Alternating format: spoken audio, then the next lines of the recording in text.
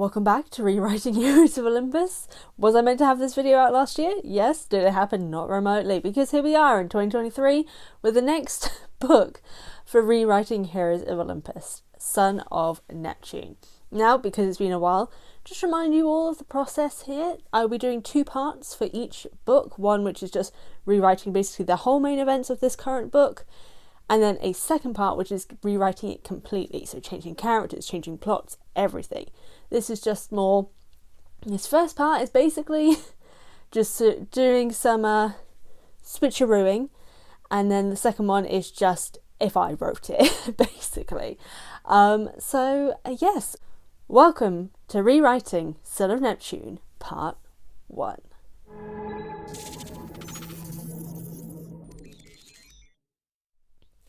So we've got our 3 categories for Part 1. We have plot, characters and relationships.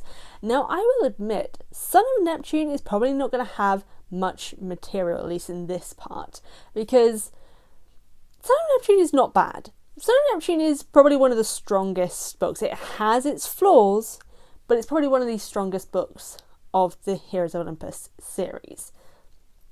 And I shall explain why. But let's get into the first one, plot. And honestly, there's not actually a lot changing with this. There's only a few little things, and it's basically mainly related to character arc situations. But let's just dive in, because there is some plot stuff.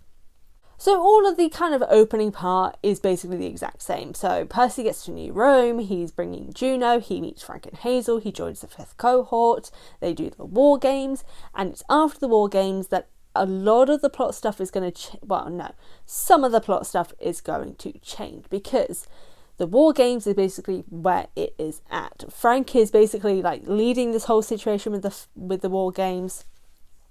You know, he's using his tactics. He knows what Percy can do. He's using that to their advantage. He's sending him in, etc., etc., etc. And it's that main bit there of the fact that Frank is the one who's coordinating the 5th cohort. That is the main situation, as what is going to carry on throughout this. Because Frank, when he is claimed by Mars and is given the quest and given the leadership of the quest, that kind of doesn't carry through. Because very quickly, this quest becomes Percy's quest. Percy ends up leading the whole thing. Frank is just kind of there. He's the leader in title, but not in action. And that's the problem that I have, because that should not have happened. Frank needs to stay the leader and be an active leader for Son of Neptune, because we've just had, for Percy in this case, an entire 5-book series of Percy learning that he doesn't always have to be in charge. He doesn't always have to be the main guy, the big hero. And yet, the moment we're reintroduced to him, that's the exact situation that's happening. He's been given, he's part of a quest chosen by Frank, the leader of said quest. And the moment he's chosen, he becomes in charge, basically. And a big important scene that when I was going through it on my podcast, The Best Damn Camp, linked below, the scene that basically signifies that to me is when they're at the Senate deciding where they're going to go, what's going to happen, etc., etc. And Frank does not talk.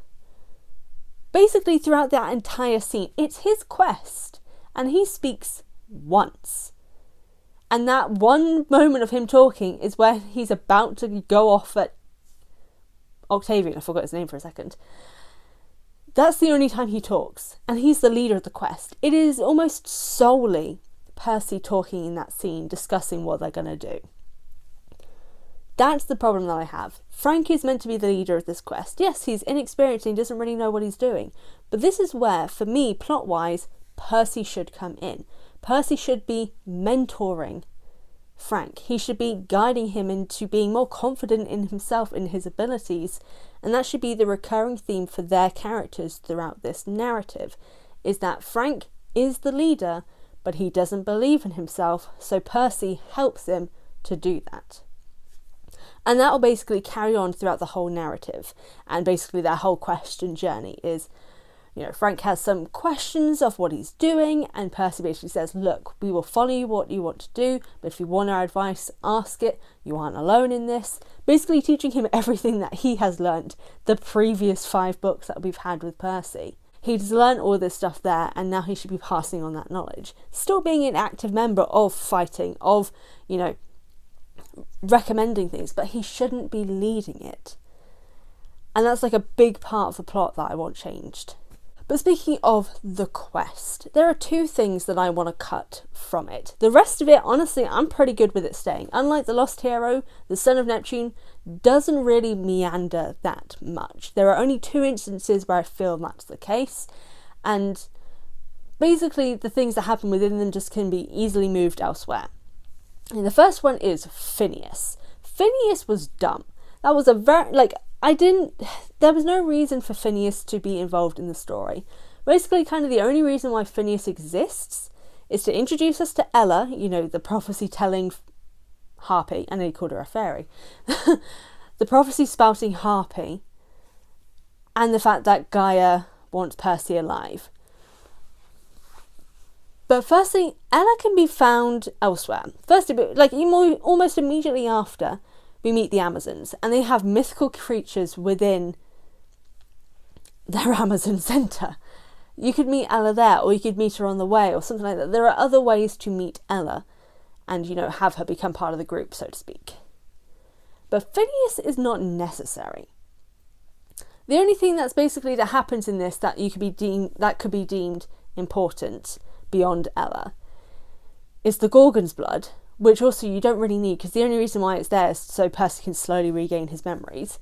But just have that be the situation in general. Just have it be that because they're getting closer to, the prophecy of the 7, and the other members of the 7 are on their way soon, that Percy will slowly regain his memories until they arrive, when he'll have them all back. Basically the sort of situation that I said should be happening with Jason. They should be slowly reappearing for Jason in the Lost Hero. Just the same thing happened with Percy in Son of Neptune. But then also the fact that Gaia wants Percy alive, because she doesn't need him alive. Yes, she's for some reason has favourites, and that's what she wants Percy and Annabeth's blood to be spilt on Mount Olympus to help her rise. But she doesn't actually need him. At this current point in time, Frank and Hazel are there. A boy and a girl. The 2 things that Gaia needs, whose blood needs to be spilt for her to rise. If Percy died right there, it would not change her plans whatsoever. So that whole scene was just so random and so unnecessary to prove something that didn't need to happen, because Percy can die and it won't change her plans. She'll just have Frank and Hazel die instead. It makes no difference who is actually alive or not, as long as there is a girl and a boy from the 7, of which there are many to choose from. There was no reason to show that Gaia, for some reason, favours Percy, because why does she favour Percy? It makes no difference what person dies. Their power makes no difference. Their godly parent makes no difference. Their romantic relationship makes no difference. It's just their blood that she needs. So that scene, like I was saying, isn't necessary beyond Ella. So cut it, keep Ella, move her somewhere else. Another scene that really doesn't need to be there, that technically doesn't need to be there, I guess I should rephrase, because there is one element that I think does need to be, kinda, but also can be moved to another book, really, and that is the Griffin attack on the train from the Hyborian Giant? I think it's Hyborian Giant. And then the boggy soil situation where Percy drowns in soil. I don't know, I put it incorrect because he does nearly drown in soil. And the reason why is because the only reason why they have the Griffin attack is just to cause more problems to delay their journey to get to not Antarctica. What is it? Alaska. I don't know America, people. I'm sorry. It's just to delay their journey to Alaska, which also makes no sense because Gaia wants them in Alaska so she can kill 2 of them and then she can be awoken so they can kidnap the 2 and take them for sacrifice or whatever. Like, there is no reason for her to be causing delays and her people to be causing delays, because they want them to get to Atlantis. They want them to get to Alaska. And that's the whole thing. She wants them there because this is the one giant they can't kill, because if he's in his homeland of Alaska, yeah, he won't die. And she wants them there, so why is she delaying it? It makes no sense. The only thing from that kind of ish needs to be there is the boggy soil thing, because Percy ends up developing this fear of drowning. But honestly, we have a situation in a later book where his fear of drowning could appear, and that is through, I don't remember where it is. It's with him, Piper and Jason, and they're in water, but it's water that cannot be breathed through. So like Percy goes under the water to try and find something, but he has to come up gasping for air because there is no way to breathe under this water.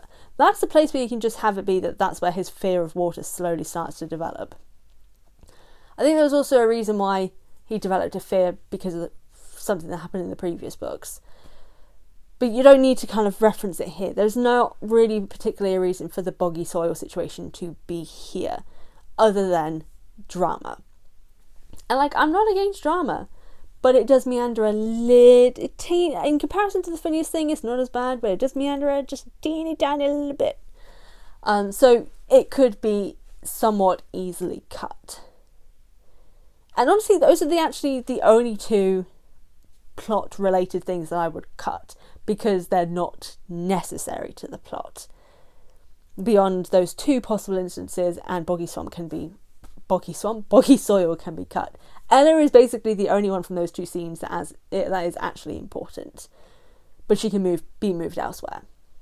Additionally, the only other thing that I would somewhat change plot related, and it's technically not a change, it's just an expansion, and it's basically that I want Hazel's flashbacks to have more significance, because her flashback, specifically the ones to her, in a sense, helping the giant rise, is intrinsically tied to what's happening in this book. Hazel needs a hell of a lot more importance in this book, because her knowledge of what happened in the past is vital to what's happening here. But it's not really utilised as much until basically the last minute. I feel like it just needs more of a boost. I feel like it will help her and Frank's relationship to a degree of it's Frank who's talking to her about it and telling her, you did an incredible thing by standing up to, a primordial goddess and, sacrificing your own afterlife to protect your mother and, being selfless and incredible and doing all these amazing things and still being able to provide knowledge now to help us in terms of defeating this giant and where this giant is, to be able to find them, to be able to solve these issues. It will develop that relationship because it will have them speaking each other up, being really kind and nurturing, not nurturing, that's not the word that I mean, being kind, caring, and in a sense loving towards each other, because it's I feel like both Frank and Hazel's love languages is words of affirmation. And I feel like this will be a big moment of when they're bigging each other up, that will be a huge thing and their love language will be covered. I'm really into love languages, as I think most people are at the moment, because it became a big thing. Mine are also words of affirmation, just so you know. Comment nice stuff. But yeah, I just want Hazel's backstory to be more utilised in this version of Son of Neptune, because it is vital to the plot. I want her to kind of have almost a co-leadership with Frank, and Percy is full on taking the back seat and just occasionally piping in and being oh yeah, this is a good idea. Oh, we could possibly do that, but it's totally up to you guys sort of situation. Him being the supportive big brother-esque situation. Because Hazel and Frank, their whole thing is more significant to what's going on here. Yes, obviously Percy is important because he's the combining of the camps, but Frank and Hazel should be a hell of a lot more important in this book than Percy. And currently, that does not happen. So, the main thing plot-wise is making Frank and Hazel the more significant characters.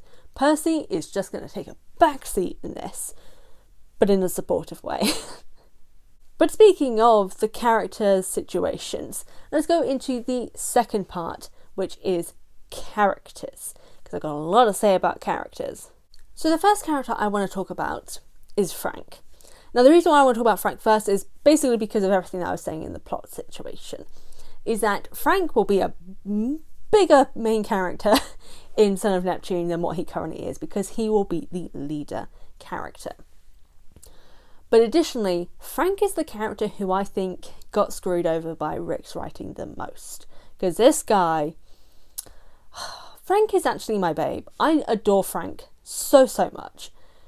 But his characterization is so inconsistent that it's kind of hard to figure out what kind of character he is and what his arc is. Because his arc makes no sense. So I'm fixing a lot of that in his characterization for this Son of Neptune version. So let's get into it. So firstly, we are giving Frank a character arc. And his character arc is basically going to be him becoming a leader and embracing that role. Like, he's not going to have fully embraced it by the end of this book. He's still going to have some doubts, still not fully kind of believe in his abilities, but that's going to continue to be nurtured. And like throughout the series, it's going to be nurtured by Percy and then by Jason, who is obviously, he is Praetor, or at least he was until, situations.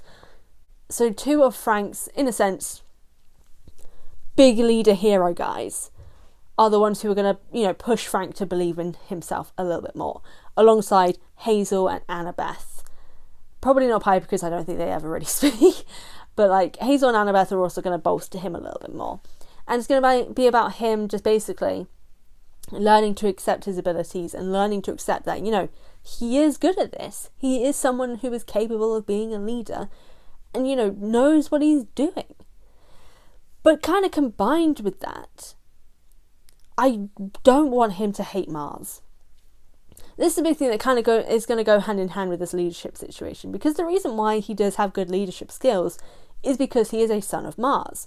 Because in comparison to Ares in, Greek mythology, Mars is the strategist. Like, he basically has all the stuff that Athena has and Ares combined, but better. Because he is a strategist. He is someone who is highly skilled in war. He doesn't always, and also is the sort of person who doesn't believe war is always the answer in comparison to to Ares. There's a lot of A sounds. It's hard for a dyslexic. And so because of that, I think while Frank should be apprehensive to a degree, because, he's not the leadership sort of person. He's just been given this role by his dad now, doesn't feel like he's earned it at all, and kind of is made to feel like that at the Senate meeting of that, he hasn't earned being a leader. He hasn't earned this centurion role. And has that feed into his almost inferiority complex situation. But don't have him hate Mars just because he's a war god. Because that made no sense to me. I think there should be a little bit of resentment towards him. But I think that resentment would be really interesting for Frank's arc, is that the resentment is actually tied towards his mother and not Mars. Because Mars may be the god of war, and war is in a sense what led to his mother dying, but it was his mother that chose to keep going back and back and back to war. Yes, in some cases it was in her way a hope to try and find Mars again, but she kept putting herself at risk and left her only son behind. I think it would be really interesting to explore this sort of abandonment issues that he will have in relation to his mum that he's taking out on Mars. So he doesn't hate Mars, but he's resentful of him because he believes that he is, in a sense, the embodiment of what killed his mother. And then when they have that heart-to-heart moment when, Mars comes to his grandmother's bedside when she's dying, that Frank realizes that his resentment isn't towards Mars, but it's towards his mother. But his mother's dead. So he feels like he can't hold resentment. It's like that whole thing of like where you'll have, I'm trying to think of a good example. But like in grief-related stories where a character who like adored this parent and, they've lost this parent or a friend or whatever, and, it's devastating, it's horrific. but they're angry at other people and they don't really know why. It's because they have things that they're angry about at this person for, but because that person isn't there and because they're gone, they can't, deal with that, because they feel like they shouldn't be allowed to be angry or resentful or, feel anything negative towards this person because this person is gone. So they take it out on the most, the closest option. So in Frank's case, it's taking it out on Mars, because Mars is war, and war is what killed his mother, until, in a sense, he realises it was his mother's choices that did lead to her getting killed. I don't know, I think it'd just be really interesting for that dynamic to be strengthened to a degree, because Frank's reasoning for hating Mars makes no sense as it is right now in Son of Neptune, because he just doesn't like him. There's not really any explanation for why he doesn't. It's kind of like, oh my god, I can't believe I'm the war god's son. Grr. Like, that's it. That's the extent of it. Like, there's no real explanation for why he feels this way. Whereas if you dive into a little bit more of resentment towards his mother that he's having to put onto Mars because he's basically everything I just said, I think it would add a lot more depth to Frank as a character. But I think it would also add a lot more depth to the, personification of grief, to a relationship between a demigod and, their godly parent. But also showing Mars is different to Ares. Because Mars is just a really interesting god. And I think I'm going to have to do like a video on Mars at some point here on the channel. If you do want that, let me know in the comment section. But I want that relationship to be fostered a little bit better. You can have Frank still be angry and dismissive and about Mars being his dad, but explain it. And in my version, it'd be explaining it because of everything I just said. Mars is the personification of war. War is what Frank believes killed his mother. He realises the resentment is actually towards his mother because she chose to go to war, and that Mars is just the person who's there, the person he can take that out on. I think it'd just be really interesting to explore that with Frank's character. Additionally, Frank as a character just needs a lot of work, because he fluctuates a lot as a character, where he's an incredibly skilled tactician. He knows what he's doing. Obviously, he doesn't believe in himself, so self-doubt, perfectly valid to have in there. Lots of self-doubt is something that a lot of people do have. I have it in making videos like this. I don't believe that people care about this stuff. But that's a me thing, and I'm working towards fixing that complex. But Frank never fixes that complex. Frank continues to have, in a sense, that sad boy energy of, I'm too big and bulky, which means I don't look like I can fight, but I'm an incredibly skilled fighter, which scares people, which makes me sad. There's two very strange different things going on here. He just has a sad boy energy that doesn't ever really change. He thinks he's too big and scary, but then he thinks he looks too soft. I don't fully understand what Rick was trying to present with Frank's character here. I'm perfectly cool with someone basically being they're worried about how his actions will make him look to other people. That I'm totally cool with. It just needs to be in connection to something else. And I think this whole him not knowing how to embrace leadership, the grief that he's still feeling about the loss of his mum, which is still very fresh as well, by the way. His mum's not been gone that long at this point in time, because it was not long after his mum passed away that the wolves came for him. I believe that was the situation. My brain's a little bit but he's just feeling a lot of things, and considering his mum died in war, it also makes sense as to why he's a little bit more anxious about showing people his skills, because maybe he doesn't want to be in war. Maybe he doesn't want to be able to be someone who can be a good soldier, because being a good soldier is how his mum died. There's a lot of really interesting potential with Frank, of having him be a reluctant leader, a reluctant soldier, someone filled with grief, someone who's a skilled tactician, and just complicated relationships with, his feelings that can be looked at through a clearer lens, because, guys have feelings. Let them express them in a healthy way, obviously. Same with everyone. But yeah, Frank needs some work, and hopefully with the things I've mentioned here, it just would help make Frank a more interesting character instead of one that just makes no sense and has no character arc beyond, I'm a, big, soft-looking guy who's now got muscles. Yay. That was such a stupid arc. But into the next character. Okay, I admit, I don't actually have that much to say about Hazel, beyond the fact that there are a few things that need fixing about how her story is presented, which honestly would have been kind of solved if there were sensitivity readers involved, but we'll move on from that. But yes, Hazel's backstory is fascinating. I love her backstory. It's such an interesting thing to introduce. Also, we've got the connective thread with Nico, but it's a lot more fleshed out with Hazel because obviously we're getting her POV. And as I was saying for the plot situation, we should dive into it a little bit more, especially the whole Gaia possessing her mother situation, how that makes her feel. Hopefully show a nicer side of her mother to a degree, because I do have the situation of with how horrible her mum was. As much of a good person Hazel is, I can't see her continuing to work for the evil goddess to help save a mum that was verbally and emotionally abusive towards her. I know obviously she's a kid and kids do care about their parents, but for how long it goes on? Because she's working with Gaia basically for a year. I can't see a child doing that when they're just facing abuse at all points during that. It's just abuse on all ends, really. I don't see anyone kind of putting up with that. She gets abuse from the locals as well. All angles this kid is going through it. And it's just, it just really sucks. But there are things about Hazel's backstory that I really think a sensitivity reader first would have fixed, but also just shouldn't really be there, just saying.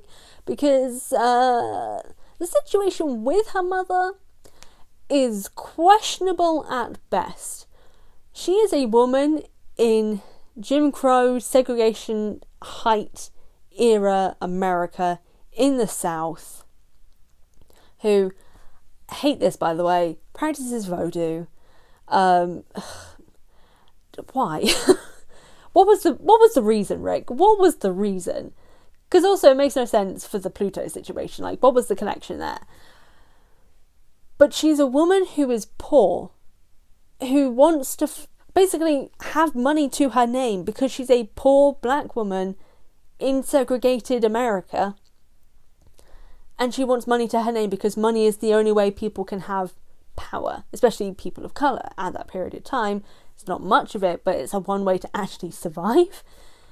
And she's basically punished for wanting to, survive and have money and actually be able to make something of herself. She's giving both her and Hazel are punished, and it's so unfair and unnecessary. She's literally, in a sense, punished for quote unquote being selfish for asking for money. Admittedly, that all the riches in the world, stupid, but she's asking for it because she wants money because she's poor. And this white dude Pluto has come in, basically promised her the world, so to speak. Doesn't really tell her the risks of what she's doing, which he freaking should have, if I'm honest. And then she and her daughter are punished for it and made poorer than they already were. I mean, unfair doesn't even cover it.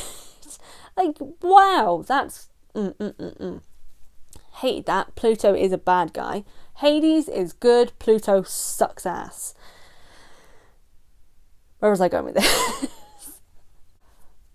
Also, additionally, just to Hazel, I'm not saying people of colour can't be bullies. Obviously, everyone can be a bully.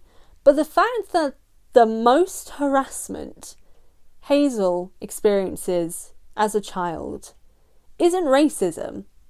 It's bullying from other people of colour because she's the daughter of a quote-unquote witch. She's in Jim Crow South. I'm pretty sure she'd been experiencing racism a hell of a lot more. Sorry about that, just got a call halfway through. Where was I?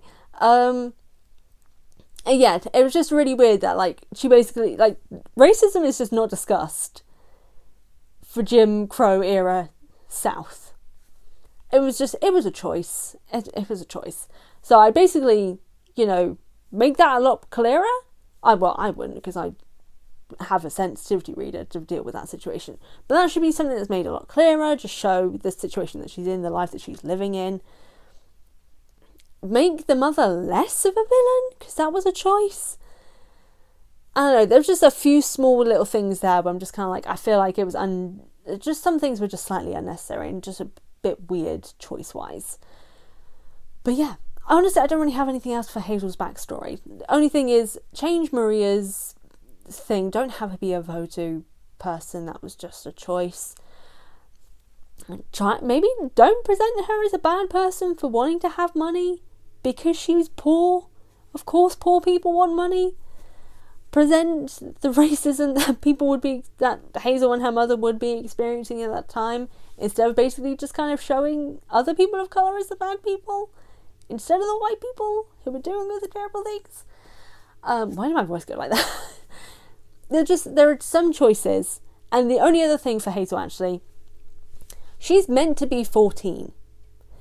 She dies age 13. She comes back end of summer. We're then in the next year, so her birthday's in December. She should be 14 in Son of Neptune. 15 that year, that December. She shouldn't be 13 still. Rink's timeline is just, he doesn't understand timelines. She should be 14. Fix that completely, and it solves the Frank and Hazel problem that lots of people have. And, actually fits the timeline. But yeah, that's basically it for Hazel. Like, there wasn't really that much to change with Hazel, except for some things related to her backstory, just to kind of fix the reality of it and make her mother less of a monster, because that was unnecessary. But let's go into Percy, the last character that I care about. Well, we've got Raina, but she's not that significant in this book, so we'll get to her in Blood of Olympus. But Percy is basically taking a step back. And like I was saying for the plot, he's taking this back seat because he's had all of his adventures. He's learned that he does not have to be a leader at this point. He's just going to basically take this mentorship role whilst being an active member of this trio on a quest, and just helping them through it, guiding Frank through, his leadership abilities, helping his self-confidence, being sort of a big brother type to Hazel, and, helping her come to terms with the situation going on here. And, I don't know, just being a supportive presence. I think that's the one thing that I want from Percy. Like I was saying before, if Percy wasn't, for what we'll go into the second part, because Percy has to be in this, I just want him to take a more secondary position. Have him still be important, have him still be significant, because obviously his significance is that he is a Greek demigod at the Roman camp. He is the trade that was discussed in The Lost Hero. That is significant. But that should be his only significance to me. Him fighting the giant at the end of the book, still very important and helping all that. But those moments should still mostly be Frank and Hazel, because Frank and Hazel kill the giant in Alaska, and yet it's Percy's killing of the other giant at New Rome that is celebrated, not the fact that Frank and Hazel were the ones who solved the situation up in Alaska and helped bring back all, imperial gold and, restoring the eagle and stuff like that, because Percy's the one who's bringing in the eagle. Percy is the one who's killing the giant in New Rome. Percy is then offered praetorship when, he didn't solve the issue in Alaska. Yes, he killed a bunch of ghosts, but that was it. He didn't kill the giant. That was Frank and Hazel, which is somehow forgotten. So what needs to happen is basically he needs to take this step back. Maybe he is offered the position of praetor because, people still look down on Frank and Hazel a little bit. That when he's offered it, he rejects it. He says, no, if anyone should be getting this offer, it should be Frank or Hazel, because they were the ones who did all this stuff on the quest. They are the ones who deserve this offer more than I do. Have him take the step back, because I think this is the whole thing. Because also the fact that he accepted it, the praetor role, was mad to me. Because at this point he knows about Camp Half-Blood, he knows where he belongs, And yes, you could see like a future of them, going to university there, etc., etc. But like, he wouldn't stay at New Rome unless they got to the university situation. So it was a really weird choice. Like, the only reason it seemed to be there was just to be basically like, look, Percy's amazing everywhere. I'm like, we kind of know that, but that shouldn't be the point at this point. Because Frank and Hazel are just as important and should be more important, because these are brand new characters that we are trying to get more interest in. But because Percy becomes the central focus of this story, we lose them. Like, when most people mention their favourite characters from Heroes of Olympus, Frank and Hazel usually aren't mentioned. And it's because this book does not centre on them in the way that it should. So for Percy, his character arc from the previous series should continue, and it should be him guiding these other two characters who are younger than him, who need his support, into believing themselves and doing the heroic stuff. And he's just there as backup and support. Like, he shouldn't be the one who kills is it Polybotes? Is it Polybotes? I don't know, I don't care. The giant at New Rome. It should be him, Hazel, and Frank together doing it. Which is then when he is offered the praetor role, he can then say, these two have done a whole lot more than I have. Maybe offer it to them. I think it would just round out more of Percy's arc from the previous series, which is the thing that Heroes of Olympus just completely forgot that Percy's whole thing was that he learned he does not have to be the main guy, and yet he continues to try and be the main guy in this book and throughout the rest of Heroes of Olympus. I think it would just be so much more significant if Percy is boosting these other two characters, because that's the kind of person he should be. Especially at this point, when he's, in a sense, the older and wiser Percy, or someone who's gone through so much that it's no wonder he won't try and put himself at risk and try and do all these incredible heroic feats, because he's done all that, so he's going to help the next lot. And yeah, that's what I think should be happening with Percy and basically those three characters from our quest for Son of Neptune. We're going into this final part on relationships for part 3. Obviously, we only have the relationships of our trio in this as well.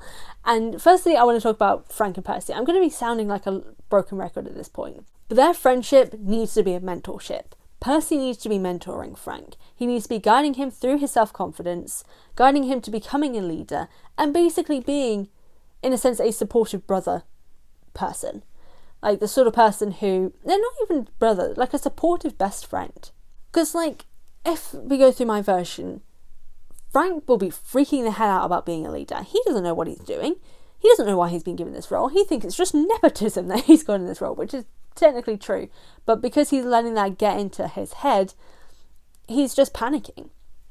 Have Percy step in and basically be like, mate, do you not remember what you did with the 5th cohort during the war games? We crushed it. You crushed it. You did an incredible job with that. You can do the exact same thing here. Just stop, take a minute, take a breather, work through it, and we can do this. You can do this. I believe in you. Now let's talk it through step by step, blah, blah, blah, blah, blah. I think that would be an incredible thing to see Percy going through with someone. Of him, in a sense, taking on the role that Luke should have taken on for him before Luke did a Luke. It'd be really cool just to see him be this good guy, this good leader, this good mentor to other people who are going through the same thing he did when he was younger, but on somewhat more bigger scales to a degree, because they've got the end of the world looming over them and the prophecy of the 7 looming over them as well, which is an end of the world situation. Obviously, it was still big for the original series, but you get what I mean. And I don't know, I think it'd just be really cool to see that mentorship situation going with them, because that can continue throughout the rest of the series. Because honestly, after this book, and except for one moment in Mark of Athena, Percy and Frank don't interact again. Like, they don't have any more moments after. This is the only book where they interact, and even in this book, they don't interact that much. If we change their dynamic and make their relationship one of mentor and mentee, it will develop it so much better. And it will carry on. And we can have a similar situation with Jason coming in, where Frank is in a sense being mentored by 2 top leader guys from the 2 top camps. Obviously, they're the only camps, unless you watch my other video. But I think it'd just be really interesting to see. I desperately want to see it. So, yeah, Frank and Percy, besties and mentor. Into the next one is Percy and Hazel. And honestly, I don't really have much to say for them, except for the fact that I think it'd be really cool if Percy took on this big brother role to Hazel, because this girl has gone through some shit. Percy himself has also gone through some shit. While it won't be the same kind of stuff, I could see him talking to her and kind of like, you know, helping her work through it and being a supportive figure for her, because she's young. Like, she's probably, oh my god, he would actually take on a similar role in what he considered doing with Bianca, because I don't think Bianca wasn't the same age as Hazel was right now, but hopefully you get my meaning.